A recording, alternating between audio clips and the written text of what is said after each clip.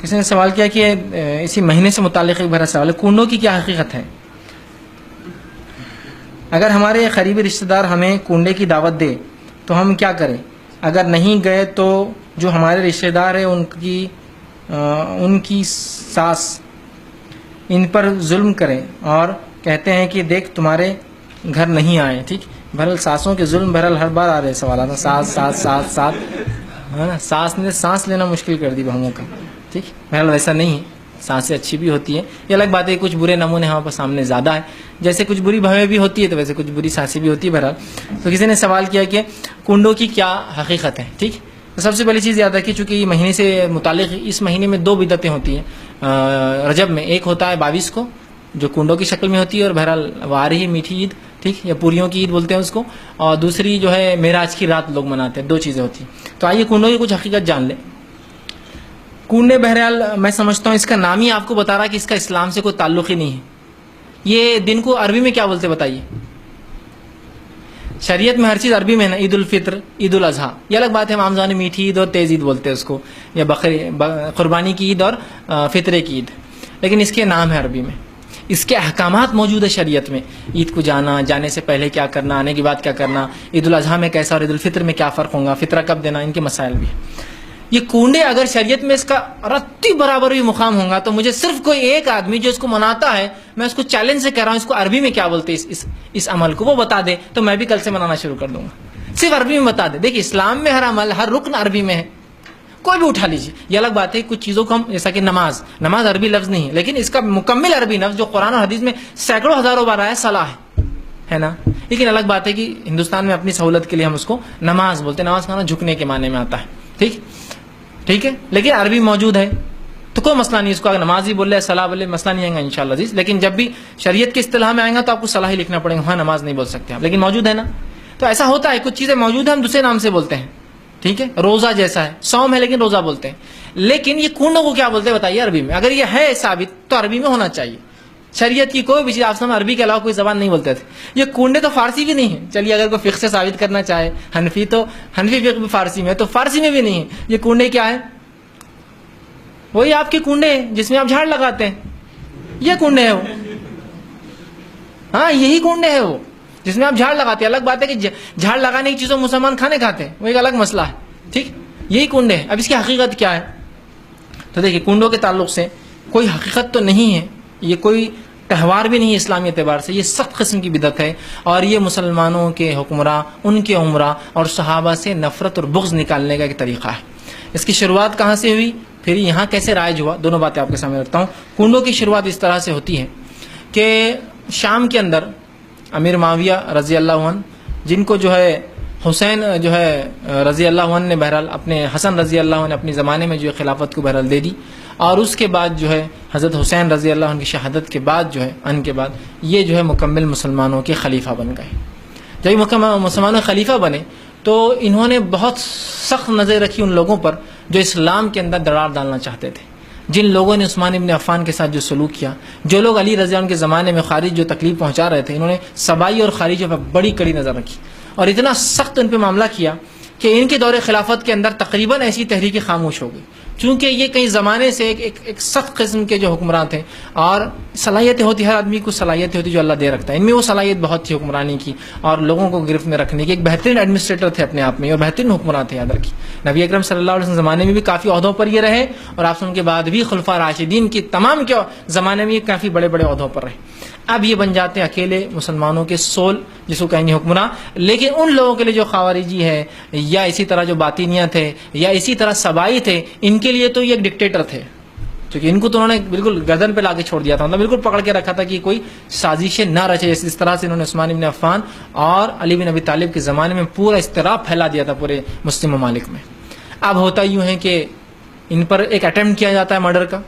یہ اٹیمپٹ ایک ہی دن میں کیا جاتا ہے 3 صحاباؤں پر، عمر بن خطاب، ٹھیک ہے، معاویہ بن ابی سفیان، ٹھیک ہے، اور ایک عمرو بن عاص. 3 پہ کیا جاتا ہے. عمر بن خطاب شہید ہوتے ہیں، 2 بچ جاتے ہیں. مطلب اتنا پلان تھا یہ کہ 3 سٹیز میں، ایک ہے اس میں سکندریہ میں، الیگزینڈریا میں، ایک ہے شام میں، اور ایک ہے مدینہ میں. 3 اٹیک ہوتے ایک ہی وقت فجر میں. تو عمر ابن خطاب شہید ہوتے ہیں اس اٹیک کے اندر. یہ پلان اٹیک تھا لوگوں کا, مطلب یہ لوگ جو سبائی تھے بہت دنوں سے پلان بنائے تھے مسلمانوں کو تکلیف دینے کا اور خارجی. ٹھیک, تو بہرحال عمر ابن خطاب عمرو بن عاص اس دن فجر میں لیٹ ہو گئے, وہ نہ آ سکے. ٹھیک ہے, کوئی اور تھا ان کی جگہ جس پر حملہ ہوا, اور فجر اندھیرے میں ہوتی تو دیکھا نہیں گیا. اس کو یقین تھا کہ عمر ہی ہوں گے, اور جو ہے اسی طرح ان پر حملہ ہوا, لیکن یہ حملے کی سازش پہلے ہی کھل گئی اور حملہ آوروں کو سزا دے دی گئی. اب اس کے بعد ان کے زمانے میں یہ چلتا رہا. اس کے بعد یہ اپنی طبعی موت مرتے ہیں. جب یہ انتقال کرتے ہیں تو وہ دن ہوتا ہے 22 رجب. جب امیر معاویہ رضی اللہ عنہ کا انتقال ہوتا ہے تو 22 رجب تھی. یہ بات تاریخی حوالوں سے ثابت ہے. اب ان لوگوں کو جن کو معاویہ سے دشمنی تھی, جس نے اتنا کڑا ان پر پہرا لگا دیا تھا, جو عثمان بن عفان کے دور میں عثمان بن عفان کی نرمی اور ان سے حسن سلوک نے ان کو سر چڑھا رکھا تھا.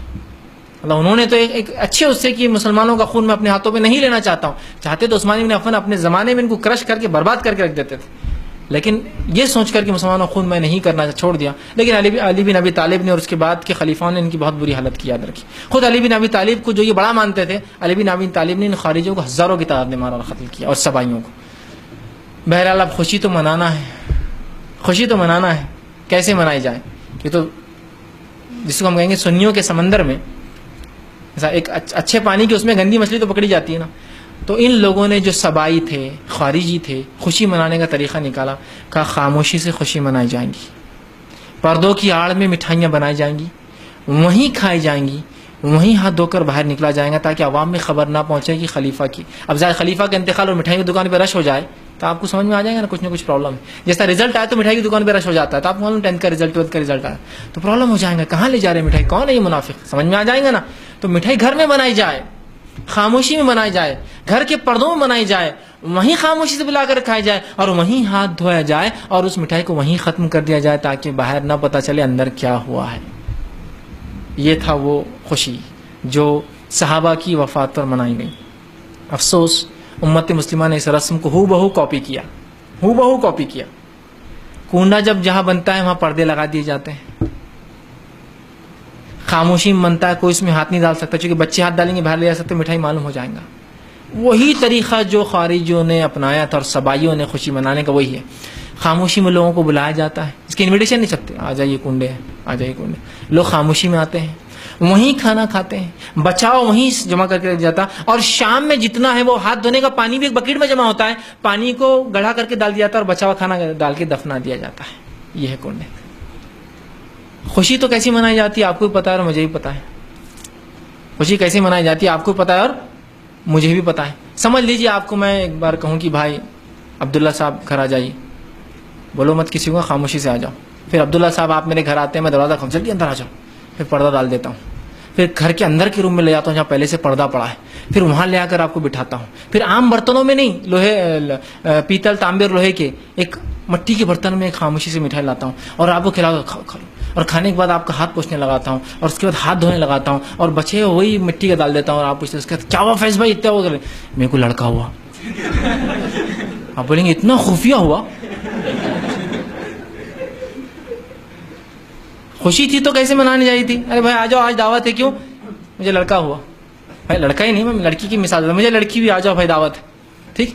اور آپ آ رہے ہیں, اور بھائی کیا فیض صاحب, کیا اللہ نے بہت آپ کو کیا نوازا, آپ باہر سے مبارکباد دیتے آ رہے ہیں نا, پھر اندر آ رہے ہیں, بیٹھ رہے, یہ ہوں گے نا خوشی. اب یہاں کیسی خوشی ہے, خاموشی سے بلا کے, پردے ڈال کے, اندر پردے, پردے میں پردے, کھانا بھی عام چیزوں میں نہیں, خاموشی سے کھا کر وہیں دفنا کر وہیں پھینکنا. کچھ نہ کچھ تو چال بازی ہے نا, کچھ تو ہے جس کی پردے داری ہے, جس کو بولیں گے پردے میں چھوڑا پورا, کچھ تو ہے جو چھپایا جا رہا ہے راز.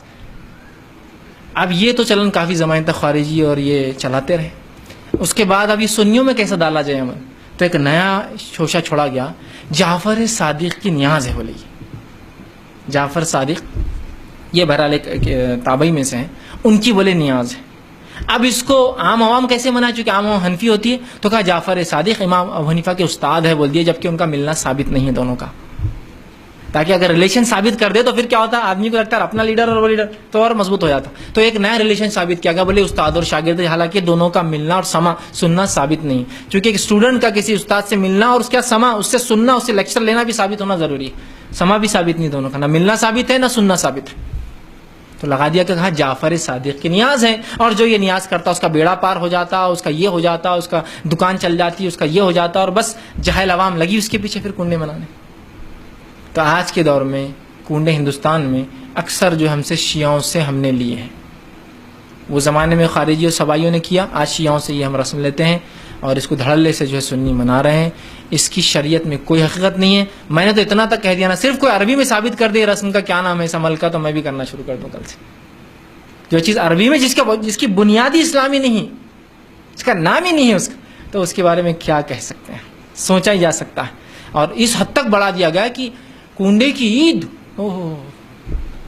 ہے نا، کنڈے کی عید ہو گئی۔ اب بقرعید کو جو اہتمام سے نہیں منایا جا رہا، رمضان جو اہتمام سے نہیں، کنڈے کی عید منایا جا رہا۔ ادھار لے کر، ادھار پتہ نہیں کیا کیا کر کے لوگ قرض لے کر کرتے ہیں، اس لیے کہ بولے قرض لے کر کریں گے تو بیڑا پار ہو جائے گا، جعفر صادق اس کی یہ نیا پار لگا دیں گے۔ اور پھر وہ پتہ نہیں کہ لکڑہارے کا قصہ بھی ہے کچھ، تبھی وہ بہت غریب تھا، انہیں جعفر صادق کی ایک نیاز کر دیا، یو پی کا، یہ اودھی جو حکومت تھی یو پی کی، تو حال کا واقعہ 100-150 سال پرانا، نواب جو تھے اودھ کے، اس زمانے میں کوئی ایک تھا، وہ شیعہ تھے لیکن یاد ہے کہ اودھ کے نواب، پھر انہوں نے یہ کیے تو ایک لگاڑ ہے کہ اسی تقدیر چمک گئی، بولے کیوں، تو وہ انہوں نے جعفر صادق کی نیاز کی، کتاب سے آتے چھوٹے چھوٹے کنڈے کی نیاز یہ، اور بس پھر معاملہ شروعات تو ایسی ہوئی، اور آج اس طرح سے بہرحال سنیوں میں منایا جا رہا ہے۔ اس کی کوئی حقیقت نہیں ہے، اس میں جانا، اس کو منانا، اس کا کھانا ثابت نہیں ہے۔ اب رہا آپ کا معاملہ کہ آپ کے رشتہ دار وہ دعوت دیتے ہیں، آپ نہیں گئے، تو یہ آپ کا اور ان کا معاملہ، آپ سمجھائیے، لیکن جانے کی اور کھانے کی ذات میں نہیں۔ بہت سے لوگ بولتے ہیں بسم اللہ پڑھ کے کھا لیتے، اپنے کو پرساد دو بل تو بسم اللہ پڑھ کے کھا لیتے، اپن کنڈے بسم اللہ پڑھ کے کھا لیتے، اللہ کا نام لے لیے تو سب ہو جاتا۔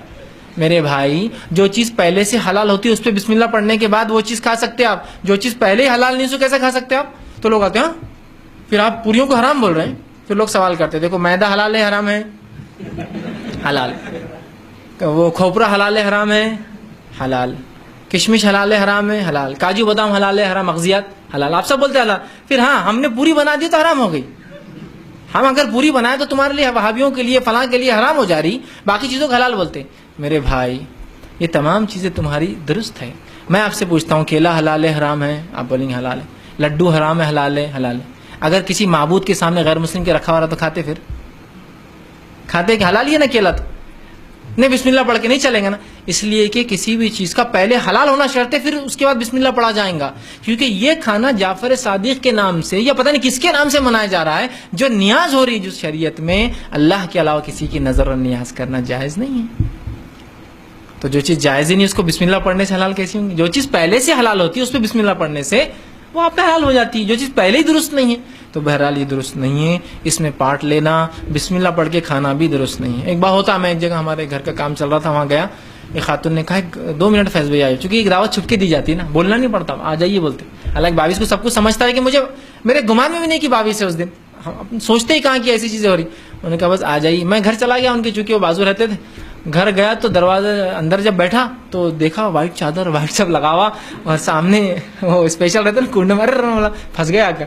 تو میں ان کو سمجھایا دیکھیے درست نہیں بولے، آپ بسم اللہ پڑھ کے کھا لو، آپ کو الگ والا لا کے دیتا جس پہ ہم فاتح نہیں، انہوں نے مجھے کچھ بھی نہیں چلیں گا، آپ مجھے معذرت کر دیں انشاءاللہ، پھر کبھی آپ پوریاں بنائیں گے تو میں ضرور آ کر کھاؤں گا آپ کے پاس، لیکن ابھی نہیں، کیونکہ ان کے دل رکھنے کے لیے میں غلط کام تو نہیں کر سکتا۔ ٹھیک ہے، وہ میرے لیے بہت محبوب ہے، وہ میرے بہت چہیت ہے، لیکن اللہ اور اس کے رسول سے زیادہ میں کسی کو بھی نہیں چاہتا ہوں۔ اس کے بعد تو ٹھیک ہے بھائی، آپ کو بڑی محبت کرتا ہوں، آپ میرے پڑوسی ہے، سب ہے، لیکن اس معاملے میری محبت آپ سے کم ہے نا۔ محبت کے درجات ہوتے ہیں نا، ماں سے محبت، باپ سے محبت، بیوی سے محبت، بچوں سے، سب کے درجات ہیں نا، سب کی یکساں ایک جیسی نہیں ہوتی ہے نا۔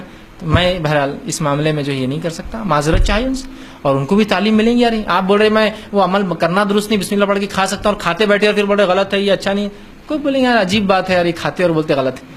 تو آپ جا نہیں سکتے، کھا نہیں سکتے، حصہ نہیں لے سکتے۔ اب کچھ لوگ سوال کرتے میری کرانے کی دکان، لوگ آ کے سامان خریدتے، دیکھیے آپ کو بیچنے میں سامان کچھ نہیں، بنانے والا کچھ ہی بنائے اس کا مسئلہ ہے، وہ آپ کا مسئلہ نہیں، وہ پارٹ آپ کا نہیں، آپ مکلف ہی نہیں اس معاملے۔ تو لہٰذا کنڈے کی حقیقت یہ ہے، اور اس سے بہرحال اجتناب کرے، چونکہ اس مہینے سے نسبت تھی، اس لیے بہرحال میں نے مناسب سمجھا کہ جواب دے دوں۔